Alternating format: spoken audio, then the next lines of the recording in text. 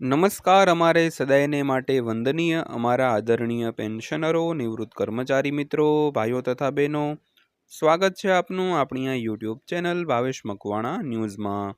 તો બધાને જય શ્રી કૃષ્ણ, જય માતાજી, હર મહાદેવ।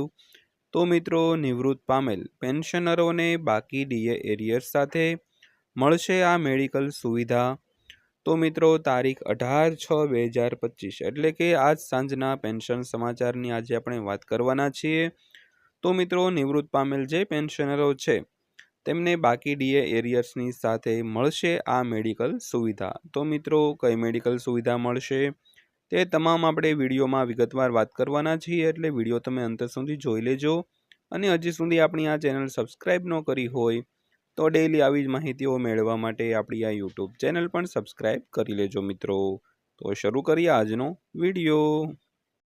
તો વાત કરીએ તો ગુજરાત રાજ્યના પેન્શનરો અને કર્મચારીઓ માટે મહત્વપૂર્ણ સમાચાર।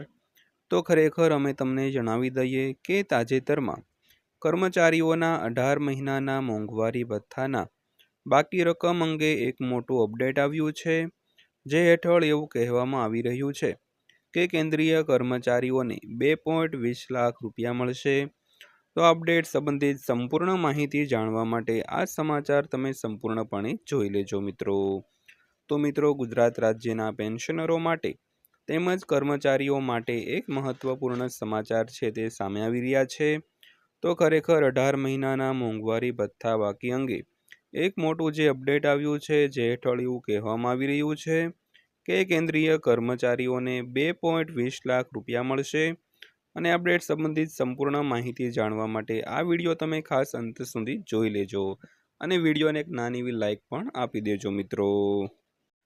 તો ત્યારબાદ વાત કરીએ તો માર્ચ 2025માં ગુજરાત સરકારે જાન્યુઆરી 2025થી રાજ્યના કર્મચારીઓ અને પેન્શનરોના મોંઘવારી ભથ્થામાં 53%થી વધારો કરીને 55% કર્યો છે।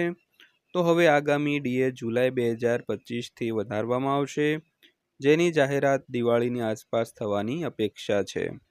તો આગામી વધારા પહેલાં ફરી એકવાર 18 મહિનાના બાકી ડીએ બાકી ચૂકવણી અંગે ચર્ચા છે તે તેજ બની ગઈ છે। તો હકીકતમાં દિલ્હીમાં સિવિલ સર્વિસીસ ઓફિસર્સ ઇન્સ્ટિટ્યૂટ એટલે કે CSOI ખાતે તાજેતરમાં યોજાયેલી એક બેઠકમાં કોરોના મહામારી દરમિયાન બંધ કરાયેલા કેન્દ્રીય કર્મચારીઓ અને પેન્શનરોના 18 મહિના એટલે કે જુલાઈ 2020થી જાન્યુઆરી 2021ના ડીએના બાકી ચૂકવણીની માંગ ઉઠાવવામાં આવી હતી। તો સચિવની અધ્યક્ષતામાં થયેલી આ બેઠકમાં અન્ય ઘણા મહત્વપૂર્ણ મુદ્દાઓ પર પણ ચર્ચા કરવામાં આવી હતી। તો જેમાં કર્મચારી સંઘ વતી શિવગોપાલ મિશ્રા અને એમ રાઘવૈયા જેવા વરિષ્ઠ નેતાઓએ ભાગ લીધો હતો। તો તેમની માંગ છે કે કેન્દ્ર સરકારે બાકી ચૂકવણી જલ્દી કરવી જોઈએ, કારણ કે તે કર્મચારીઓ અને પેન્શનરોનો અધિકાર છે મિત્રો। તો ત્યારબાદ વાત કરીએ તો જો ડીએ બાકી હોય તો શું તમને 2.20 લાખ રૂપિયા સુધી મળશે? તો નેશનલ કાઉન્સિલ ઓફ JCMના શિવગોપાલ મિશ્રા કહે છે કે લેવલ 1 કર્મચારીઓના ડીએ એરિયર્સ 11,880 રૂપિયાથી 37,554 રૂપિયા સુધીના છે। જો લેવલ ગણતરી લેવલ 13 એટલે કે 7મા CPC બેઝિક પે સ્કેલ રૂપિયા 1,23,000 રૂપિયા 100થી રૂપિયા 2,15,900 અથવા તો લેવલ 14 પગાર ધોરણ માટે કરવામાં આવે તો કર્મચારીઓના હાથમાં રૂપિયા 1,44,200થી રૂપિયા 2,18,200 સુધીના મોંઘવારી ભથ્થાના બાકી ચૂકવવાના રહેશે। જો કર્મચારીઓનો મૂળ પગાર 18,000 રૂપિયા હોય તો તેને 3 મહિનાનો ડીએ એરિયર્સ 4,320 પ્લસ 3,240 પ્લસ 43,20 બરાબર 11,880 રૂપિયા મળી શકે છે મિત્રો।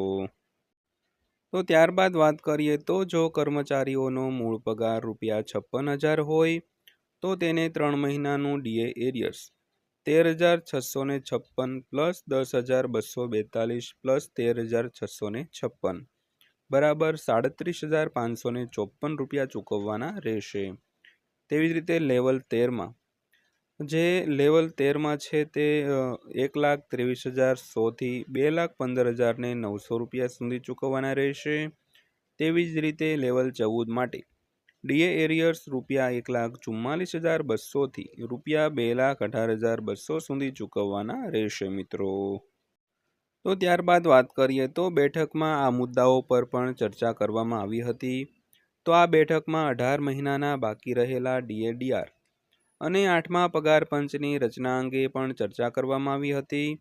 તો કર્મચારી પ્રતિનિધિઓએ સરકાર પાસે કમિશનના ચેરમેન અને સભ્યોની નિમણૂક ટૂંક સમયમાં કરવા અને સંદર્ભ શરતો ટીઓઆર જારી કરવાની માંગ કરી હતી. તો કર્મચારીઓને આશા છે કે કમિશનની ભલામણો 1 જાન્યુઆરી 2026થી લાગુ કરવામાં આવશે અને જો વિલંબ થાય છે તો બાકી ચૂકવણી સાથે ચૂકવણી કરવામાં આવશે મિત્રો. તો બેઠકમાં કેન્દ્રીય કર્મચારી વીમા યોજના એટલે કે central government employees insurance service પર પણ ચર્ચા કરવામાં આવી હતી.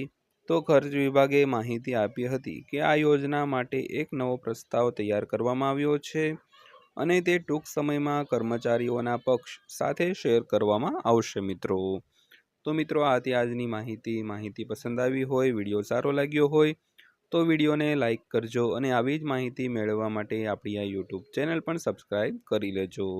તો ફરીવાર પાછા મળીશું એક નવા વિડીયો સાથે, નવી માહિતી સાથે. ત્યાં સુધી સૌને જય હિન્દ, વંદે માતરમ.